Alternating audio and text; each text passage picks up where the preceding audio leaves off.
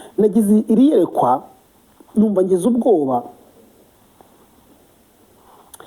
iriyerekwa ryanteye ubwoba mu buryo nanjye navuze ngo Imana itabare. Igitabo cy'ibihombo ni igitabo kimeze nk'igitabo cy'irimbukiro,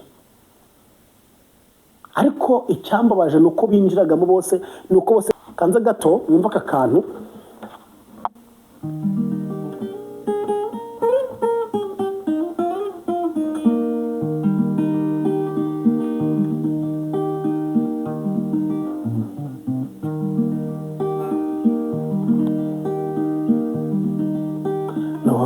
Yubatsiyo urakora iby'ubupfapfa rwose, nturutuye imisozi kandi nta mazi ahari, ibikora biratutanga, nturutuye Imana ihaze kwifuza k'umutima wawe.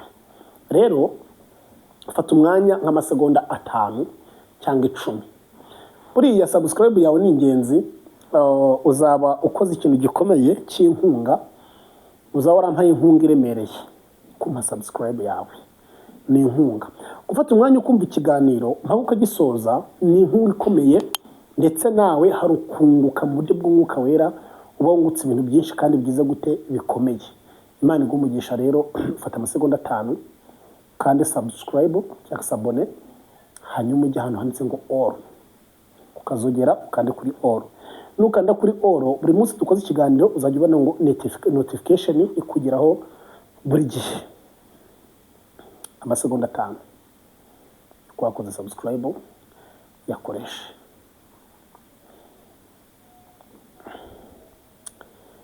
Ndagushimiye ubwo umaze kubikora, maze gukanda subscribe. Imana igwereze umugisha, Imana kwishimira. Rero tujye kuganira kuri uyu mubyeyi. Hari amakuru mfite kandi nahawe n'ijuru, ariko ndagira ngo mbabwire ngo bantu b'Imana mufunguke kandi murebe kure. Imana y'amahoro irashaka kugira ngo muze kuba maso, kuko ntabwo byoroshye, n'intore ngo zizayoba mu minsi nk'iyi ngiyi, ariko wowe ihangane ube maso utaza kuyobwa n'iminsi n'ibihe nk'ibi. Imana iguhishe. Mama Rioner ni umuvugabutumwa mu Rwanda, umuvugabutumwa ukomeye, ubwirizaga ari mu gusetsa cyane, bigira bamwita igifaru cya Yesu. Ibyo bintu mwese murabizi ko ari igifaru cya Yesu. Ni umwadeperi, yari umwadeperi w'imbere, amateka murayazi bamwe na bamwe, ariko situye kuvuga ku mateka ye. Twe turimo kuvuga ku by'ubwami bw'Imana. Uyu mwanya nshobora kuvuga uko Imana ishaka, hakagira abantera amabuye. Mureke mvugisha ukuri, mushake mu ntera amabuye, ariko uku kuri kose reka ngushyire hanze, mbwira abantu mwese mbabwira ngo ibi ngibi mubimenye, munabyiteho. Niyo wantera amabuye, niyo wamfunga, niyo wangira gute, niyo wanjyana hehe, ndahamya neza yuko ibi bintu ngiye kuvuga kari byo kandi kari kukuri. Urukiko rw'ijuru niyo wajya kurundegamo, Imana yo yakwiye ifite kuntu ijya yiyaranja ikakora ibintu byayo neza. Rero reka tuze kuganira, ndaza kuvuga message nahawe, ubundi mbwira umuntu wese ngasenge nanjye ndi mu gusenga. Ngiye muvugana ni Pastor Noseni Rungano, uri kumwe namwe tugiye kuganirana igikoresho cy'Imana. Ndabashimiye mwese ko mugiye kumva ijambo ry'Imana cyangwa se amagambo y'ubwenge. Mama Rioner murabizi ko ari umwadeperi, bigeraho deperi ramukunda cyane kubwiriza abantu batandukanye, ariko cya kintu navuze ngo Satani yateze abantu amafaranga yatongerewe, imyambaro yatongerewe, amakado yatongerewe, bashyizeho imitongo. Umuntu wese bayahaye, iyo yarazi kubwiriza birangira bimunaniye, iyo yahanuraga birangiraga guhanura bimunaniye, akazajya hanura ibyo abonye byose. Iyo yarazi kwiyiriza agafata ibihe ntabwo yiyiriza, nyine kubera ko Satani yamaze kumufatira, afitanye igihango n'abadayimoni karutewe n'ubwo yaba atabizi, ariko we n'abadayimoni bafitanye iki? Igihanga ariko atabizi. Abantu benshi bafitanye na dayimoni ibihango ariko ntibabizi, kubera ko bafata umwanya ngo bisengere Imana ibabohore. Ibyo ntabwo abantu babizi, ariko ndagira ngo mbabwire ngo ibi bintu mugomba kubimenya. Mama Rioner rero zino nsengero yazengurukiye ni Kigali, kenshi yagenda azengurutse izo nsengero, ariko kubera ko wakira impano zitandukanye, zimwe zanduye izindi ziterekereye, birangira Mama Rioner yanduye. ADPR baramuca, bamuciye akazajya akomeza kubwizamo amatorero. Hari umuntu amubwiye ati se ko Zambia hari diru, habe iki gihe ukuntu babivuga, ko Zambia hari gahunda wakwiyizira ko uzajya ubona amafaranga yikubye ko barekura amaturo, ko barekura amafaranga, ko tuzagukodeshereza, ko turagutegera indege waje ugakora umurimo w'Imana inahangaha. Ariko mu by'ukuri ntabwo ari umurimo w'Imana azaba agiye gukora, ahubwo ni za nyungu, kubera ko iyo umuntu afashe ibya Satani amuteramo ifomba rikomeye, ukaba wakora ikibi, kuba wanabeshera Imana, ariko za nyungu zawe z'amafaranga baguhaga zigakomeza kubaho. Mwabyumvise? Mama Rioner rero abitekerezaho, aravuga ati hanguga mu Rwanda nyine nta n'ikintu kubona, ntaga amatorero y'ahanga ari kurekura amafaranga, reka niyigire Zambia. Zambia bamutegurira indege, bamugira gute, baramujyana. Ikintu kiteye agahinda nuko irekwa nagize, nabonye apakira abantu benshi abajyana Zambia, kandi ibyo ngibyo muzabibona. Mama Rioner agiye gupakira abantu benshi bazana Zambia, hanyuma batege.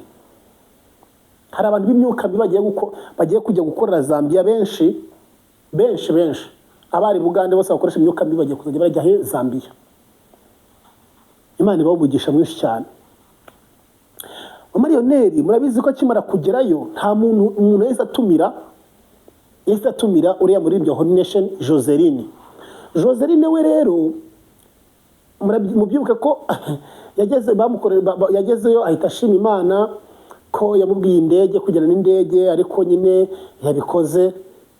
Ariko nawe ari muri iyo diru, akavuga diru mu mbabare nkoresha ubwo buryo, ari muri iyo gahunda. Joseline natiyarura nawe birarangire abaye igitambo cy'abadayimoni, kandi Joseline n'umwa ADPR w'imbere. Birarangira uwari Joseline waririmbaga, uwari Joseline w'umunyamasengesho yashinzwe icyumba cy'amasengesho, uwari Joseline wasenga umwuka w'Imana akamanuka, nawe abaye nk'abandi. Kubera iki? Ikirere ari kwinjiramo kiranduye. Mama Rioner rero yagezeyo, hari amasezerano yasinye, hari ibyo bumvikanye. Ibyo byose bimaze kurangira, Joseline Mama Rioner bamwambika uriya mwambaro w'abarangi, umwe ni uw'abarangi, undi ni uw'abatinganyi. Uw'abarangi ni uwuhe? Uw'abatinganyi ni uwuhe? Uriya mwambaro urimo imikororombya. Uriya mwambaro urimo imikororombya ni uw'abarangi. Murabyumva? Uriya mwambaro urimo imikororombya ni uw'abatinganyi.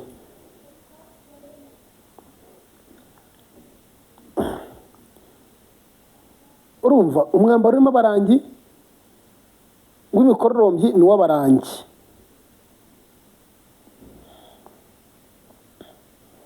Kanze bibereke neza, wenda mugire mutagira ngo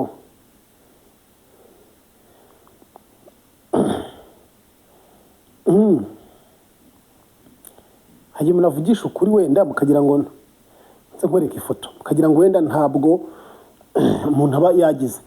Uriya mwambaro urimo umukororombya n'uw'abarangi, n'uw'abatinganyi.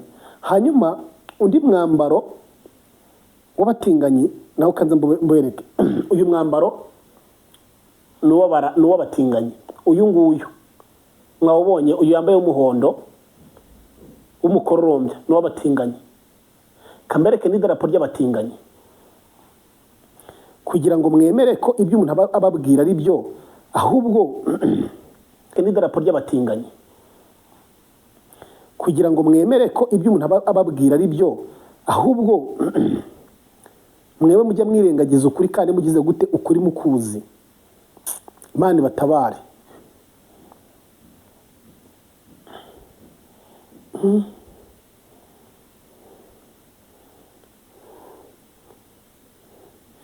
None wowe uruguhakanya, waba uruguhakanya uze kumva barumubwire utandukanye ibendera by'abatinganyi, ibyo mbabwira ko ari ukuri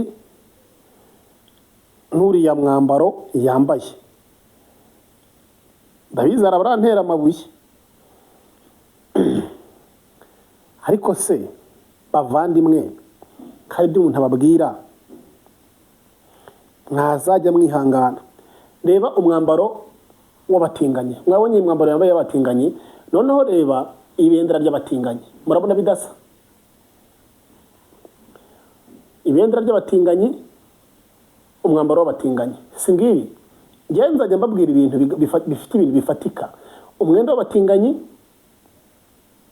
ibendera ry'abatinganyi. None si ibingibi ibisindi kubabwira, singibi byose biragaragara.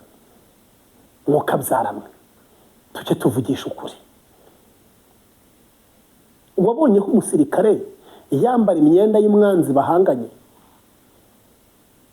Umusirikare wabonye ko yambaye imyenda y'umwanzi bahanganye?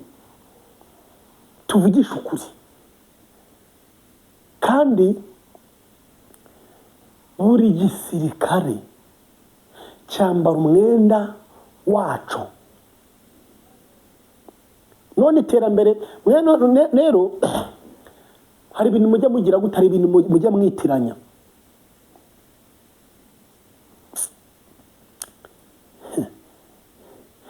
Dore ikoti ry'abarangi, dore ikoti ry'abarangi ngiri.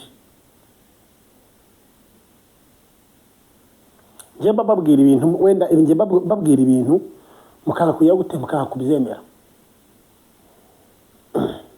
Ikoti ry'abarangi, mwambaro w'abarangi w'abatinganyi, ariko ntimubyemere. Mwakwihangana mugasoma ibyanditswe byera, Imana ikabarengera. Rero mama Rioneri we amaze kugerayo, bamusinyisha amasezerano, arasinya ibintu arabikora byose, bamuha itorero. Ariko yahise atumira, yatangiye gutumira ba Joseline, hari n'abandi benshi biteguye kugira gute, kujya Zambia, biteguye kujyayo.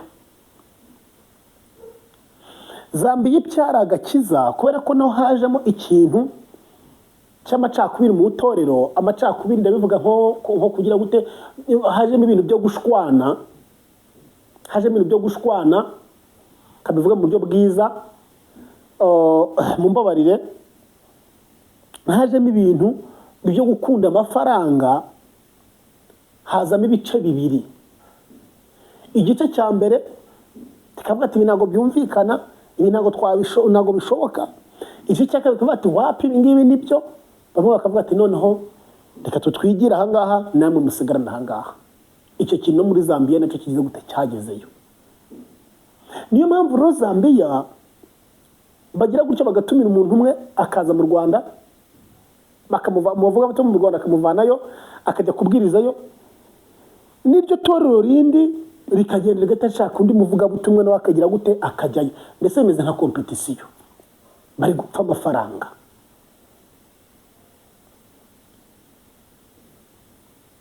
Ibintu by'amafaranga rero nababwiye, njye narababwiye ngo ubundi umuvugabutumwa ntabwo agomba gufata ibyo adasengeye, ntibibaho.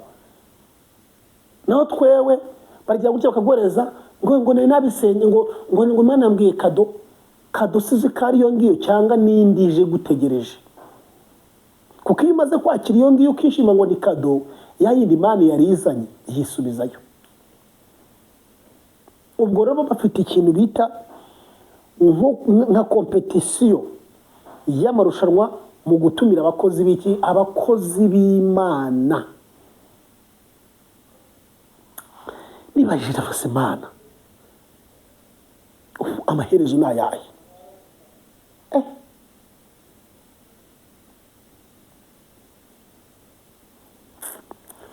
Ndaza kuvuga Mana biteye agahinda, njye byambabaje, nagize ubwoba, nagize yerekwa, numva ngize ubwoba.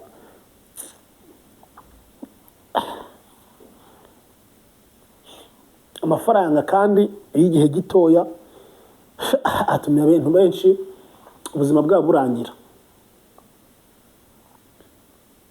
Amariyoneri rero bamwambitse uriya mwambaro mu gihe gito cyane, baramariza itorero.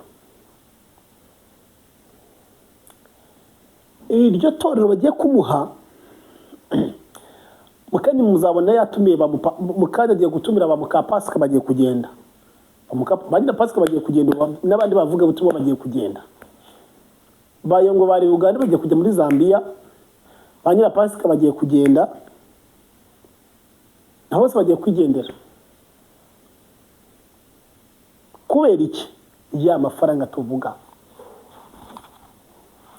Avuga tuma mu Rwanda bakomeye bagiye kuvamo, bagiye kujya Mozambique, abandi bagiye gushinga amatorero. Hako rero Zambia iragowe, bagiye kwigira Zambia.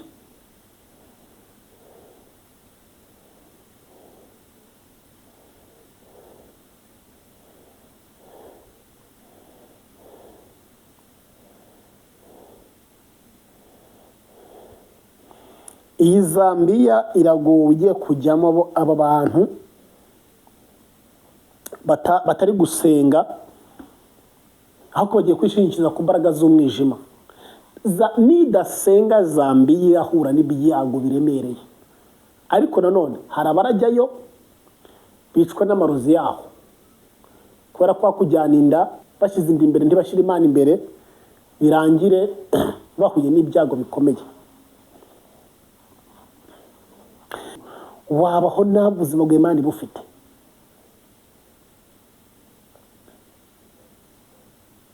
Yabandika agashyira iruhande akajya n'amafaranga bahereza, amese yabaye nk'umukomisiyoneri. Mu minsi mike mwitege ko ibingibi mugiye kuzabona ukuntu bizaba bimeze. Ni ibintu bikomeye. Nowa yabwiye abantu arabwira ati nyaboneka imvura izagwa. Abantu bati reka tumaze imyaka myinshi, reka nta mvura izagwa. Turimo kuvuga rero igihe cy'ubugwe cyaje, buri muntu nabe maso, utaraba maso nakazi kibe biramusigaranye. Utaraba maso ngasenge inyenyeri yenga yigumane, abandi bari gukoresha inyenyeri z'abandi,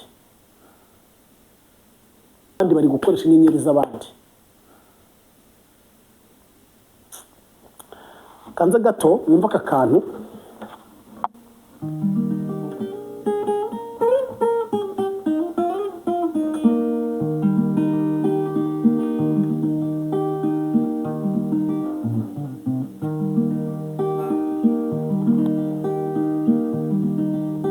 Nawakugiye ubatse iyo urakora iby'ubupfapfa rwose, nturutuye imisozi kandi nta mazi ahari, ibyo ukora biratutanga.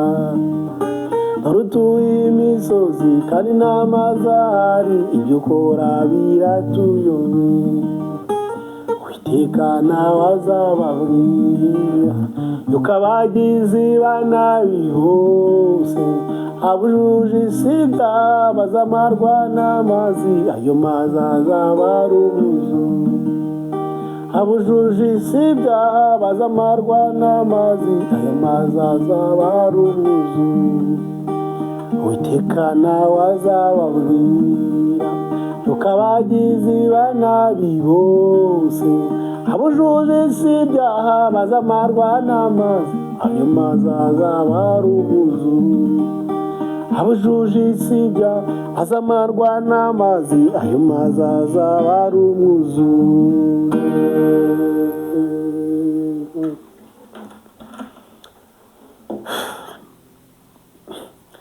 mwantera amabuye mutantera amabuye ariko ndabivuze. Hari andi makuru ndaza kubaha ariko birababaje aho insengero zitangiye gucururizwamo inzoga. Aho insengero zitangiye gucururizwamo inzoga biteye n'agahinda. Ese mwewe ntacyo mubona ko turi mu bihe bya nyuma? Ntacyo mutekereza, ntacyo mwibwira? Dore uku kuri rero kwa mama Rioner muri Mozambique, ni Joseline wamusanzeyo ariko akagaruka, ni Joseline wamusanzeyo no ku Runyira Pasika agiye kumukurikira, agiye kujyayo. Ibyo byose ngiye kubibabwira mu buryo bugize bweruye, cyangwa se nzababwira muri pati ya kabiri.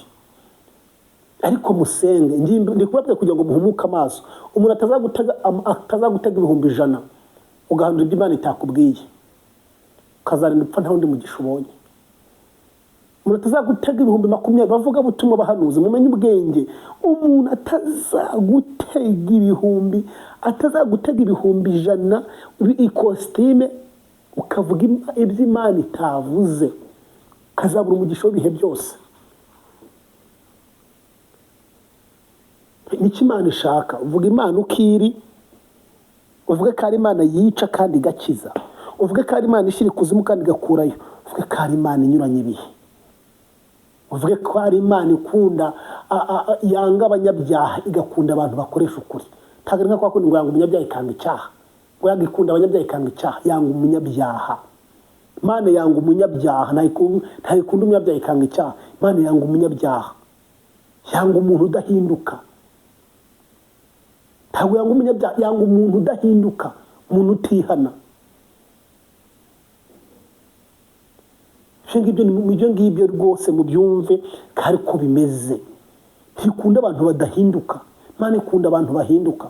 Kandi niba ukunda amafaranga cyane kwa heri, menya ngo wibagiwe Imana yawe birarangiye. Bagarate 5:25, niba tuyoborwa n'umwuka dukora iby'umwuka. Niba uyoborwa na kamere ntabwo ushobora kuyoborwa n'umwuka, wayoborwa na kamere. Icy'abayuda barusha abandi, Abaroma ibice 3:2, cy'abayuda barusha abandi niki? Ngo babarusha muri byose, ngo babitse ibyavuzwe, ibyasezeranijwe n'Imana. Imana ibishimire mu izina rya Yesu, Imana ibashigikire, Imana ibakomeze, Imana ibambike imbaraga. Rero Yesu abashigikire aho muherereye hose. Ndagushimiye wakoze subscribe, kaba ushaka kujya Imana iguhindure kandi ihindure ubugingo bwawe, usenga Imana izabikora. Mwarakoze kudushyigikira, Imana ibaha umugisha. Nshimira abantu banshigikiye mu buryo bumwe cyangwa ubundi, Imana ibaha umugisha.